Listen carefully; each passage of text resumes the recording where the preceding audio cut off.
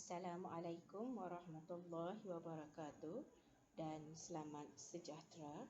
Hari ini kita akan sambung pelajaran kita tentang tajuk 4.1 Pembiakan Seks dan Aseks. Dalam pelajaran yang lalu, murid-murid telah pun mempelajari tentang pembiakan seks. Jadi, dalam pelajaran kali ini, kita akan fokus kepada pembiakan seks. Sekarang, marilah kita melihat ciri-ciri pembiakan seks. Yang pertama, pembiakan seks hanya melibatkan satu induk sahaja. Kedua, persenyawaan tidak berlaku. Ketiga, individu baharu yang dihasilkan adalah seiras secara genetik dengan induk dan tiada variasi dalam kalangan anak. Manakala jenis-jenis ataupun cara pembiakan seks ada 5, iaitu yang pertama, belahan dedua, pertunasan, penjanaan semula, pembentukan spora dan pembiakan vegetatif. Pembiakan seks. Belahan dedua. Belahan dedua ialah pembahagian satu sel induk kepada 2 sel anak. Contoh, ameba, paramecium dan bakteria. Rajah menunjukkan sel ameba yang melakukan proses belahan dedua membentuk 2 sel anak. Pertama, nukleus akan membahagi menjadi 2 dan akhirnya sitoplasma membahagi dan 2 sel anak akan terpisah. Ciri-ciri sel anak adalah sama seperti sel induk. Pertunasan. Pertunasan ialah proses pembentukan tunas pada badan organisma. Tunas bermula sebagai satu struktur yang berkembang dan kemudiannya terputus dan membentuk individu baharu. Contoh, hydra dan yeast. Rajah menunjukkan proses pertunasan yang berlaku kepada hydra. Pertama, sel induk hydra akan bertunas dan akhirnya tunas itu membesar dan berpisah daripada sel induk membentuk individu baharu. Ciri-ciri individu baharu adalah sama seperti sel induk. Penjanaan semula. Penjanaan semula berlaku daripada kebolehan fragmen organisma tertentu yang tumbuh dan berkembang menjadi individu baharu yang lengkap. Contoh, cacing pipih, tapak Sulaiman, planaria dan Spirogyra. Rajah menunjukkan penjanaan semula planaria. Apabila planaria dipotong 2, maka 2 individu baharu akan terbentuk. Ciri-ciri individu baharu yang terbentuk adalah sama seperti induk. Pembentukan spora. Pembentukan spora ialah proses penghasilan spora di dalam sporangium. Selepas sporangium pecah, spora yang halus dan ringan akan disebarkan oleh angin. Apabila sampai di tempat yang lembap, spora tumbuh menjadi tumbuhan yang baharu. Contoh, alga, kulat, paku pakis dan bakteria.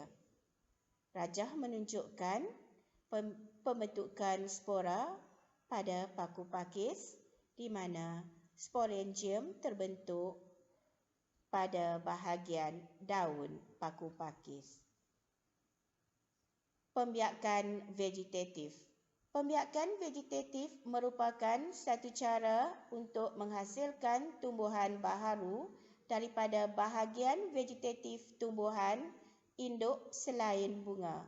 Contoh bahagian vegetatif ialah akar, batang, bawah tanah, batang rayap, berbawang dan daun.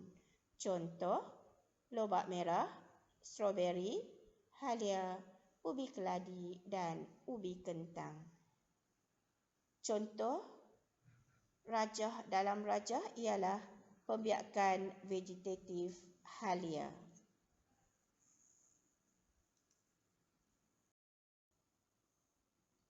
Kita akan mempelajari bahagian-bahagian vegetatif iaitu akar, batang dan daun. Bahagian akar. Bahagian akar tumbuhan induk akan berkembang menjadi tumbuhan baharu.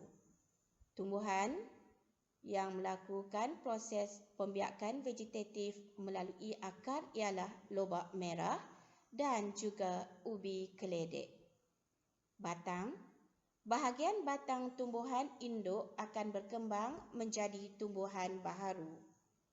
Ada 3 jenis batang iaitu batang bawah tanah, batang rayap dan juga berbawang. Bagi bahagian batang bawah tanah, contoh tumbuhan adalah ubi kentang. Bagi batang rayap, contohnya adalah rumput dan berbawang, contohnya adalah bawang. Seterusnya, daun. Bahagian daun tumbuhan induk akan berkembang menjadi tumbuhan baharu. Contoh tumbuhan ialah setawar dan begonia. Eksplorasi sains.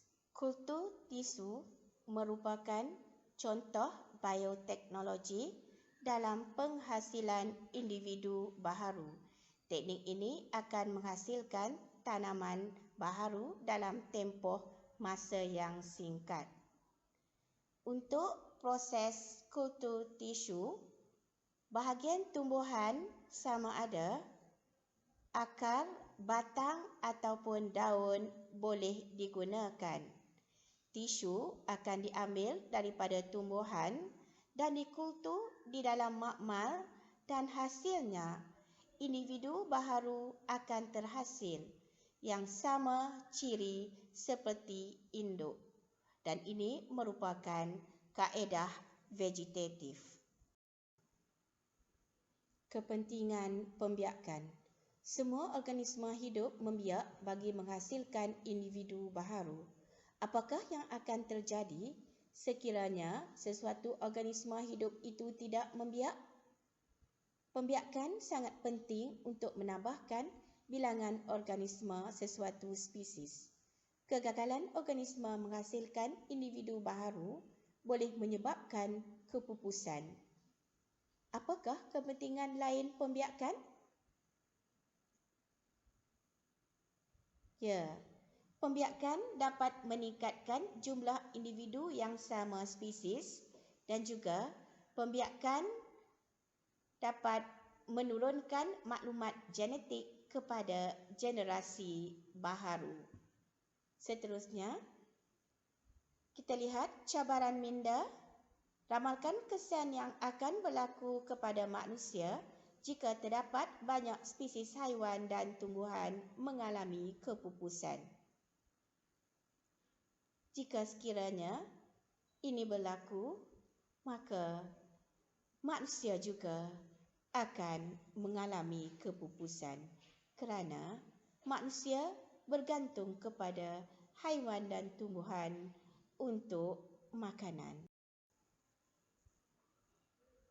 Mensyukuri kebolehan membiak untuk menyambung zuriat sebagai kurniaan Tuhan. Kes pembuangan bayi semakin meningkat dari hari ke hari. Tahukah anda bahawa kebolehan membiak ialah satu kurniaan Tuhan yang patut disyukuri? Perbuatan membuang bayi ialah satu perbuatan yang sangat kejam dan tidak sepatutnya berlaku di negara kita. Bayi yang dilahirkan ialah penyambung spesies manusia hari ini. Dalam surah Asy-Syura ayat 49 hingga ayat 50, Allah berfirman, "Kepunyaan Allah lah kerajaan langit dan bumi.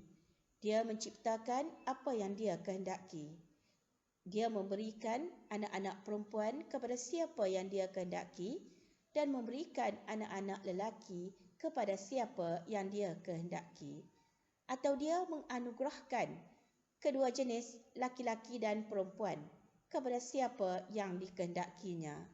Dan dia menjadikan mandul siapa yang dia kehendaki. Sesungguhnya dia maha mengetahui lagi maha kuasa. Sekian untuk kali ini. Bertemu lagi di pelajaran yang akan datang. Selamat menonton dan menambah ilmu.